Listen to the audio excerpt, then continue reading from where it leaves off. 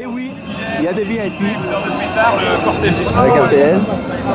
Et même monsieur Asselineau que vous avez vu. Et la manifestation qui est juste ici.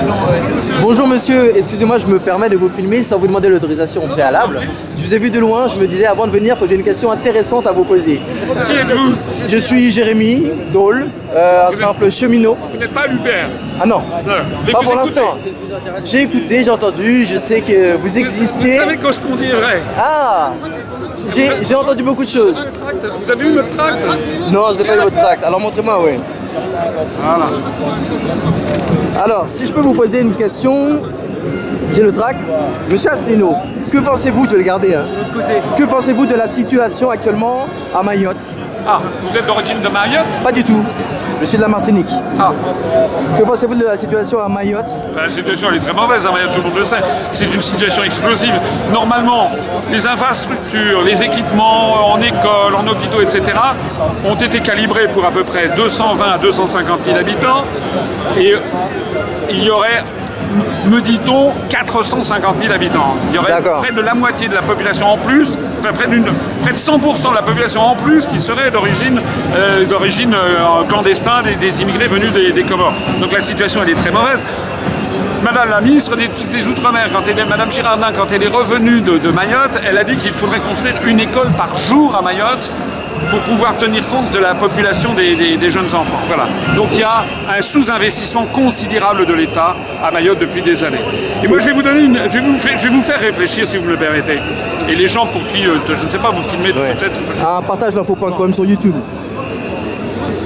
À Mayotte, l'État verse chaque année, l'État c'est vous, c'est moi, c'est l'ensemble des contribuables, l'État verse chaque année 30 millions d'euros de subventions.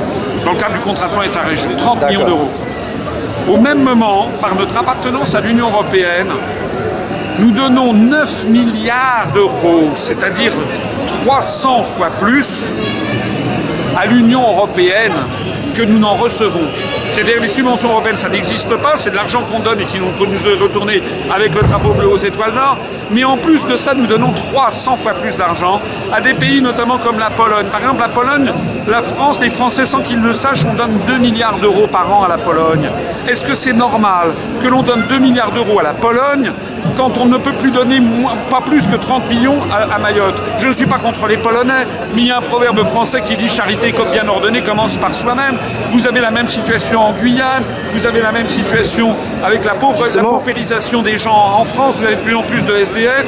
Est-ce que c'est normal qu'on soit ainsi ponctionné pour une chimère, en plus de ça pour les pays de l'Est, qui, quand ils peuvent acheter des produits étrangers, achètent américains, la Pologne achète des F-16, la Hongrie achète le TGV chinois. En plus de ça, ils s'alignent derrière les États-Unis dans tous les domaines, notamment au Moyen-Orient. En plus de ça, on a la directive des travailleurs détachés, ce qui fait qu'on a des travailleurs qui viennent des pays de l'Est pour être payés des clopinettes avec les charges sociales de ces pays. Il y a un moment à partir duquel on ne peut pas à la fois vouloir une chose et son contraire. Voilà. Je vous remercie beaucoup pour ces réponses. On m'avait dit que vous parliez longtemps.